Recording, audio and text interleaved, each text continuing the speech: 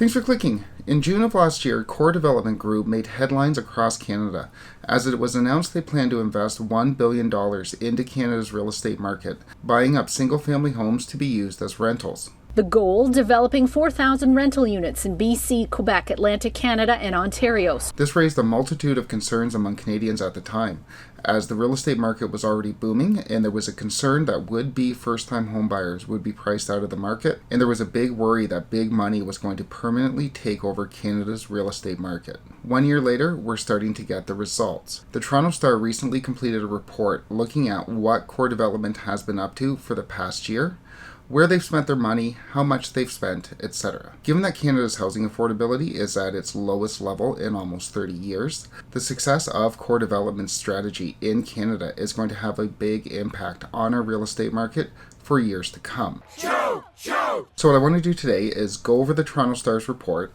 look at how many and what types of homes that were bought up by Core over the past year, look at how they operate, and then discuss what to look for next. Speaking of next, we are eagerly waiting June's real estate data set to be out late this week from the local real estate boards, and we'll obviously have updates out on this channel on that data.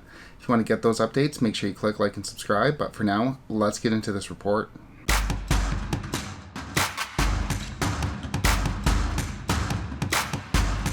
When Core made its announcement in June of 2021 and made headlines all across the country, the company said it planned to acquire a fleet of 4,000 rental units in Ontario, BC, Quebec, and Atlantic Canada. However, the Star looked into it, and as of the report, Core has only been able to acquire roughly 81 single-family homes since the announcement last year. So, if the company was planning on 800 homes per year for the next 5 years to get to that 4,000 mark, they've definitely fallen short thus far. Boy, it sucks to be you. With that said, the Star looked into roughly 6 dozen of the purchases on behalf of Core and found that the majority of them fell into that $550,000 range, slightly lower than the benchmark prices in many of the areas in which the homes were purchased. So Core is really targeting those average single-family homes, those homes that are traditionally the target of first-time homebuyers. With that said, the Star reports that Core has thus far targeted mainly those homes that were already rentals,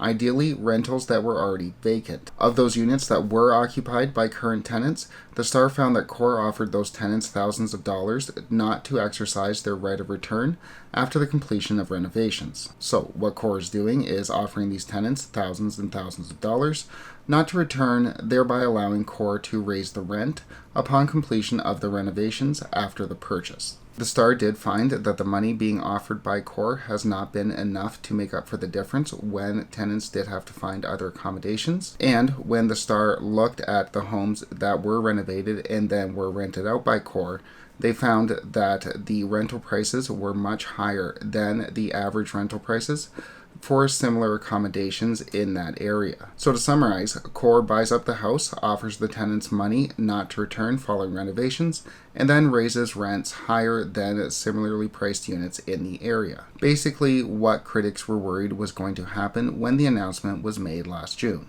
When the Star spoke to the developer, Core reiterated its business plan, noting that many first-time homebuyers have been priced out of the market, have been bid out of the market, and are now turning to single-family rental homes, so Core is providing a need. So, according to Core, they are filling the need for single-family home rentals, as many first-time homebuyers have been priced out of the real estate market by developers like Core. Oh, f*** off.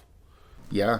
Redfin economist Bokhari, I probably butchered that, noted that those who are buying from Core are the ones that were priced out of the market, outbid of the real estate market, gave up, and have now been forced to rent. So, when Core outbids buyers on a single-family home, those buyers still have the option to rent that home from Core. You can't make this stuff up. As mentioned, Core is moving relatively slowly, only purchasing 81 homes over the past year. But we're not the only ones that are watching.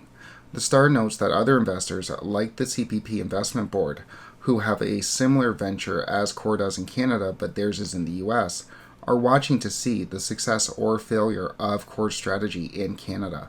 So, if Core is successful, if this turns out to be a profitable venture in Canada, we very well might see other large-scale investors, even homegrown investors like the CPP Investment Board, look to the strategy of buying up single-family homes, renting them out at increased prices, pushing out many first-time home buyers. So, while COR's plan to buy up 4,000 properties definitely isn't enough to change Canada's entire real estate market, isn't enough to completely change the entire rental market, and their 81 homes bought thus far is definitely not enough to change anything, its success could very well attract big money into Canada's real estate market.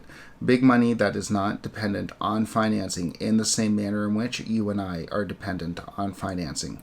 Money that can buy up 4,000, 8,000, 20,000 homes in a period of 5 years, and that will definitely put upward pressure on Canada's real estate market at a time when affordability is continuing to plummet. We will obviously continue to have updates out on Canada's real estate market and on the success or failures of these real estate developers coming in. If you want to get those updates, make sure you click like and subscribe, and thanks so much for watching.